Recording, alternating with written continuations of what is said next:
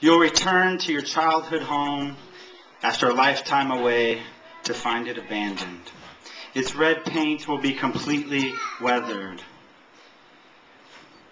You will have a significant westward lean.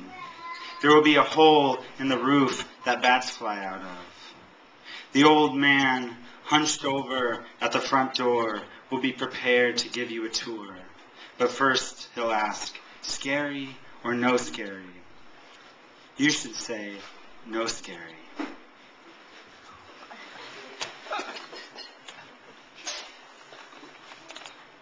That was for Anna, who one time I saw read 5 memorized poems in a row and blew my mind. Which I can do. Well, no, I really can't. But in front of people, it's really hard. Invisible and not invisible. A woman gives birth to identical twins. One is named invisible, and the other is named not invisible. One you cannot see, and the other you can see. The one you cannot see is named invisible. The one you can see is named not invisible. She raises both of them in a house. Though they are both always at her side and always at each other's side, she grieves for the one you cannot see, invisible. Oh, invisible! Oh, invisible! She'd cry while looking at not invisible. After a while, it becomes difficult to tell them apart.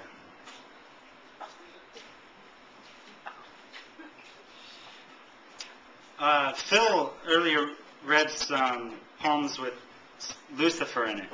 So I'm going to read a poem with Satan in it. Same going. The real Satan. This is the real Satan. This is real stuff. Real mayonnaise.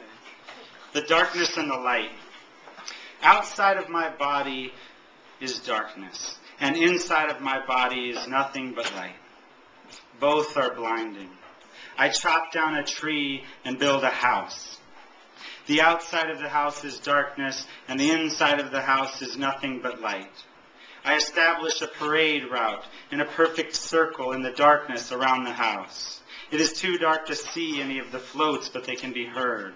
I can hear some clapping and laughing, a marching band playing nothing but the blood and the growl of caged jaguars. There is only one thing that can be seen, Satan. Satan is floating endlessly, tirelessly, a few feet off the ground along the parade route, outside of my house, arms crossed across his fiery chest. He looks like he's made of glowing rock, cracking with the pressure of hot, gaseous lava.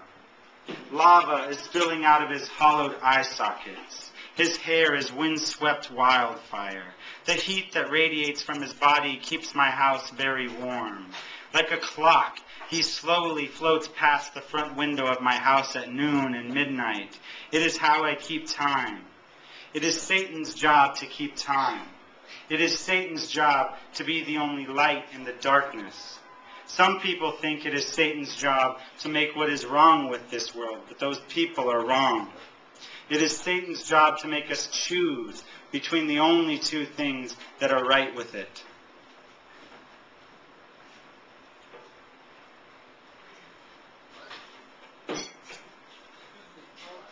The fire cycle. There are trees and they are on fire. There are hummingbirds and they are on fire. There are graves and they are on fire. And the things coming out of the graves are on fire. The house you grew up in is on fire. There's a gigantic trebuchet on fire on the edge of a crater, and the crater is on fire. There's a complex system of tunnels deep underneath the surface with only one entrance and one exit, and the entire system is filled with fire. There's a wooden cage we're trapped in, too large to see, and it is on fire.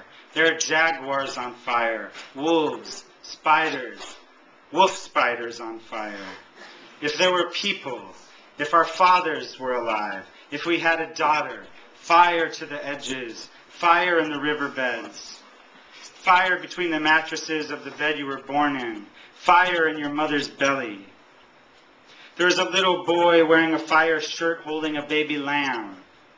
There's a little girl in a fire skirt asking if she can ride the baby lamb like a horse. There's you on top of me with thighs of fire, while a hot red fog hovers in your hair. There's me on top of you wearing a fire shirt and then pulling the fire shirt over my head and tossing it like a fireball through the fog at a new kind of dinosaur. There are meteorites disintegrating in the atmosphere just a few thousand feet above us, and tiny fireballs are falling down around us, pooling around us, forming a kind of fire lake, which then forms a kind of fire cloud. There's this feeling I get when I'm with you. There is our future house burning like a star on the hill. There is our dark flickering shadow. There is my hand on fire, and your hand on fire, my body on fire above your body on fire, our tongues made of ash. We are rocks on a distant and uninhabitable planet. We have our whole life ahead of us. Sorry, it's way too hot in here to be reading that poem. That's ridiculous. About halfway through, I was like, this is heating up in here with all this fire.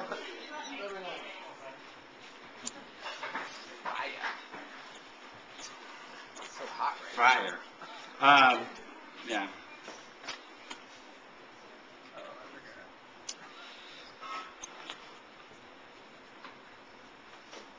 When I find my animal light, Mom, I will convince myself it is beautiful. I try to find my way home through the woods at night. There is no moon and no stars. My eyes never adjust. My hands are in front of me feeling for trees, but I don't feel any. I feel like I'm walking down a hill, but I can't be sure. I hear a small crowd cheering, and I walk toward the cheering, but the cheering never gets louder. Then the cheering turns into moths, and then the moths fly away. There are no sounds at all in the world. I go back up the hill a little and then stop. I stand still in the middle of the silent world. I feel like a single-celled organism, translucent and amorphous, but I know I'm not. I can feel my arms and legs on my body. Then I squat down and put my knees against my chest and put my arms around my shins and put my head between my knees.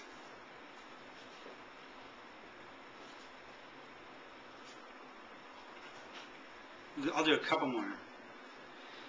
The world became too large, so it was divided into many smaller worlds.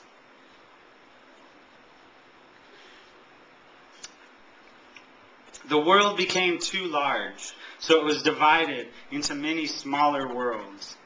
People also became too large, and there was exactly one person per new world.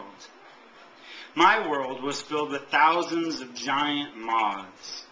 It was difficult to breathe without inhaling a giant moth. My own body then was like an even smaller world filled with inhaled giant moths. Also, my insides were a lot like birthday cake, so the giant moths were stuck and unable to flutter around. The giant moths that I did not inhale, I tried to trap in a suitcase that I borrowed from a family of nomads one summer. They kept clothes and food in it, but it was perfect for trapping moths. I told them I'd bring it back with a sticker on it from someplace exotic, like maybe Mexico.